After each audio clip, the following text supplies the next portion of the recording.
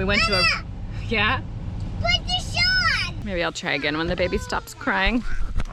Bye, Papa. Bye, Papa. Bye, Asheville.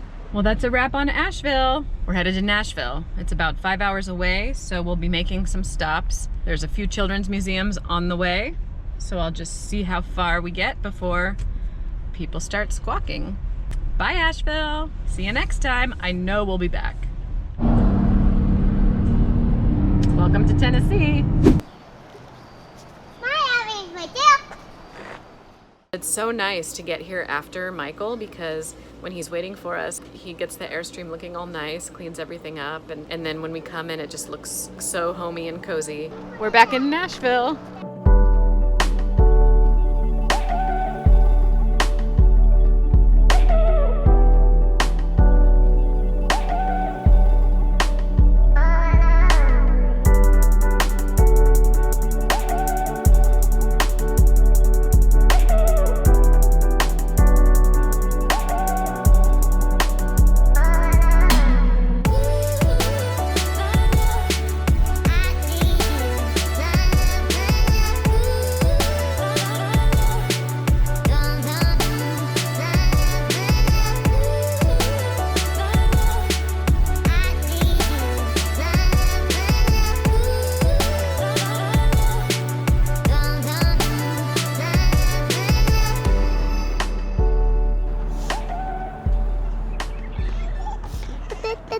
Well, we pulled into Nashville late at night last night, and it was a long drive, so I didn't have the chance to find a campsite on our way down. So once we got to the Nashville area, I plugged into Google Maps KOA, and then we drove to the closest KOA to where we were. Turns out it was a KOA resort. It's a KOA with extra amenities, and it's right by Opryland, so it's way overkill for what we need. We don't need to be at this KOA resort at all. There's a free shuttle to Opryland. There's a hot tub.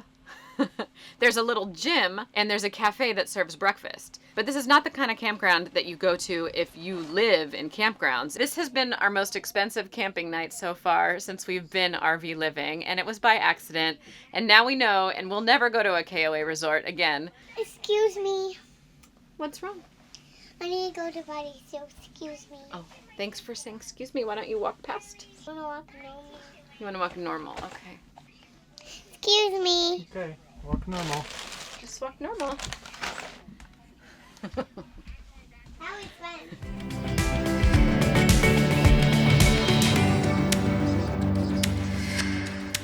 Last time we were in Nashville, we didn't make it to this part of downtown because there was this big Super Bowl event and everything was blocked off.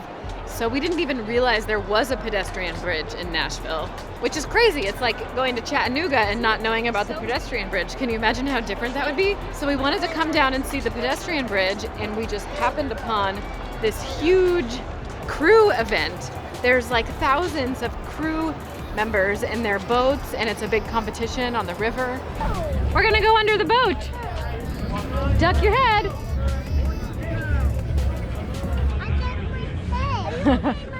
Yeah, I just ducked. I ducked my head. I ducked my head too. They're from all the universities all over the place, and I think even high schools. So the girls got to see a big crew competition. The coolest thing to just like come across. We keep coming across these really unique events, like Dinner on Blanc. That was crazy. There was a crew boat approaching under the bridge, and a bunch of girls just ran over to the side of the bridge and started screaming. And from where we stood, it kind of looked like someone was in danger or scared or in trouble or something. So, of course, it scared Lyndon and Maple. And so we had to explain to them what it meant to cheer someone on. We'll yell for their teams. Somebody's yelling for another team right now. Do you hear them far away?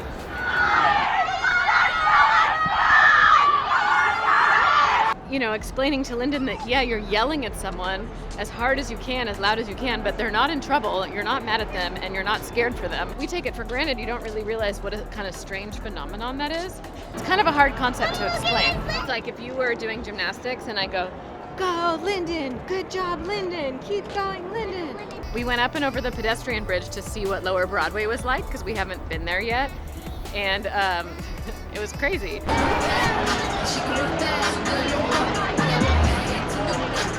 It's Saturday night, so everyone's already out and partying. right at the corner is something or other, big honky-tonk house or something. And people were just spilling out of the windows, and there was loud live music playing, and everyone was singing along. Oh, and the funny thing is, it was the Garth Brooks song, the one country song that everybody on earth knows. So the whole street was just yelling, "We got friends in low places." So I couldn't help but stop and dance for a minute, but it was a little bit hectic. And Lyndon was going, "It's too loud, it's too loud." And a drunk lady came up to me and said, "You're a cool mom."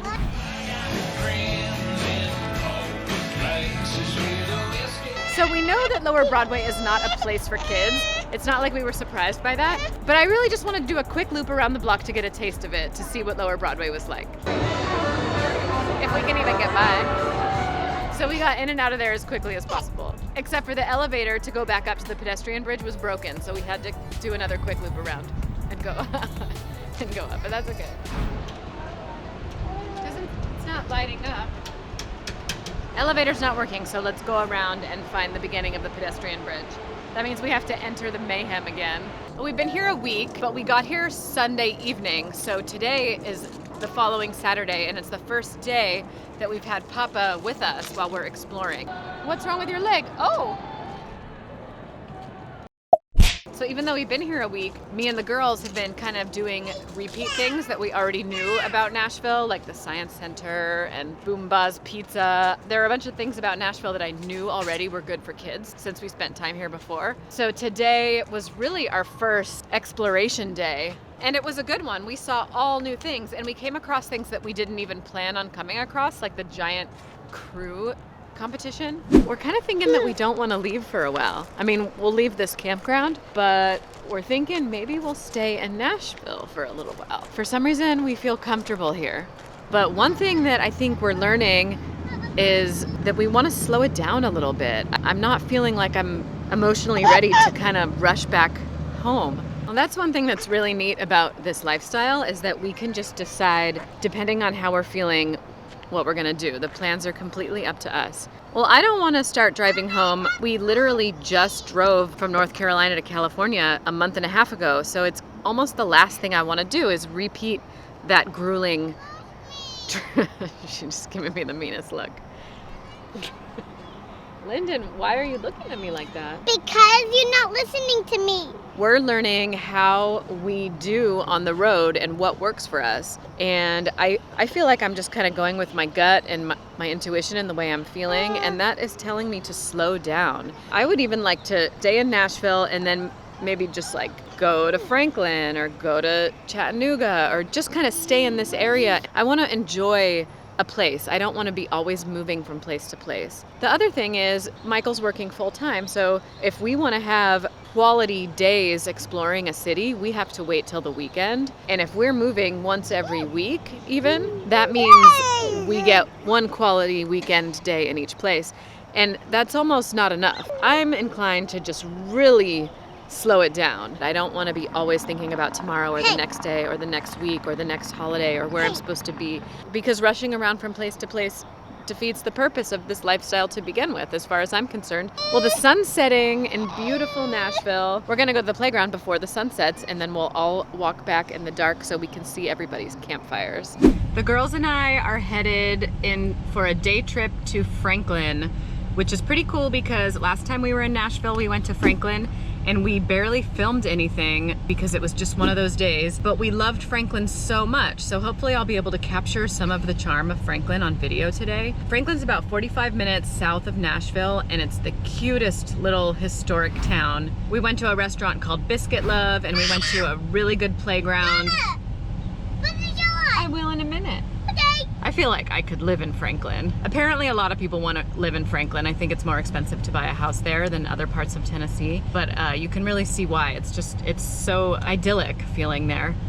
Hopefully I can capture some of it. Bye-bye, Papa. I'm sad he has to work because it would be so fun to have him along for the ride today, but that's okay. It'll be fun to have a girls' day too. Franklin, here we come. A really nice lady just offered to help me, and that was cool. She was a grandma. Taking a day trip on your own with 3 kids definitely has its challenges, and one of the challenges is when Lyndon has to go potty. Sometimes I just let her pee in a pull-up. And the reason potty time is hard is because if Lyndon has to go to the bathroom, then I have to bring the other 2 no matter where we are. And sometimes it's not possible to pack up all 3 kids to fit into a tiny bathroom. Lately, I'm always carrying an emergency pull-up with me, and I just stick it on her and I let her go to the bathroom in the pull-up. It's not ideal, but it saved us so much hassle and so much time. So that's one tip for day trips on your own with 3 kids. The other thing that's enabling me to do day trips on my own with 3 kids, 4 and under, is this stroller. It's not like we need it because the kids are tired or because they can't walk or something. I mean, Olive can't walk. But what I really need the stroller for is containment. I need to have somewhere where I can contain them. Also nap time when we're out on a day trip. Lyndon and Maple, they nap at the same time, so I'll put them in these seats right here. And they can nap while Olive's in the carrier. Sometimes Maple and Olive will nap in there while Lyndon's in the seat. Point is, this stroller offers so many variations, and it offers containment and it offers nap time on the go. So I really couldn't be doing this life on the road, entertaining 3 kids all day, every weekday by myself if I didn't have this stroller. So as you can see, this is the perfect place to take kids to lunch. They can just like run around. And normally you're supposed to order at the counter, but the guy was nice enough to come and take our order. And on top of having a courtyard for them to run around in, pretty much contained, there's also a bathroom right here. This is the perfect place to bring kids to lunch. What are you guys doing? Another thing that makes hanging out with kids all day in a foreign city easier is when you meet new friends. Just now, Lyndon met a friend named Caitlin, and they planted a tree, they played hide and seek, oh no, Lyndon just took her dress off. They did all sorts of stuff. They let me and Olive go change diapers in the bathroom while they played. Lyndon's really good at meeting friends on the road. And a traveling must-have for us are these fruit pouches. Who's got a pouch? You got a pouch? You got a pouch? And after a quick 14-minute walk, we're at Pinkerton Park, which has an awesome all-wood playground. And this was probably our favorite playground of our minivan road trip. So we're excited to be back. Now we're done at the park. We made sure to be on the right side of the road on this bridge this time because last time we had to pretty much run across the street to get to the park, and you can see it's a super busy road. Too bad Google Maps doesn't have like a stroller button. You know how they have the walk button? The stroller button would tell you kind of like the handicapped way or the stroller friendly ways to get places, because sometimes it's not the same as if you're just walking, because there's stairs and there's all sorts of obstacles to consider when you're in a big stroller. Yeah.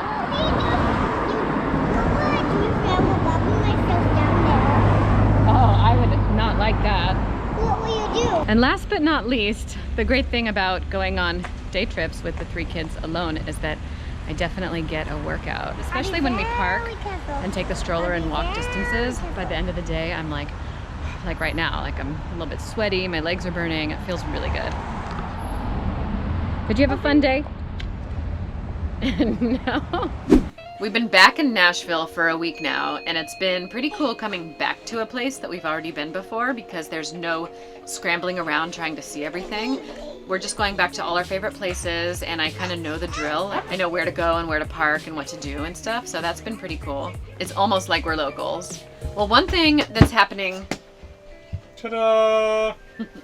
Well, one thing that I've been going through is route planning anxiety. I feel a little bit overwhelmed. The country's so big and there's so many places we could go, so many directions we could take, so many routes we could embark on. It's just, it's mind-blowing. So it's a little bit overwhelming figuring out where to go.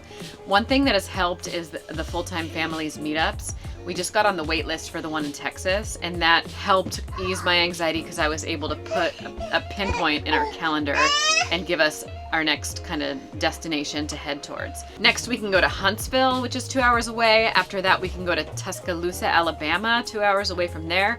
And then it looks like we can go to Jackson, Mississippi, 2 hours away from there. So it's like all these places I've heard about and wanted to go to, and didn't anticipate going in the near future, so I'm really excited about our new route. What's Maple doing? I'm going to walk in the big puddle. Where are we going, Lyndon? To a family walk. What, Maple? But it's like a snow. The puddle's like snow? It's like a snow, yeah. Can you show Mama a creepy smiley face? Thank you. You saved me, Maple. Maple!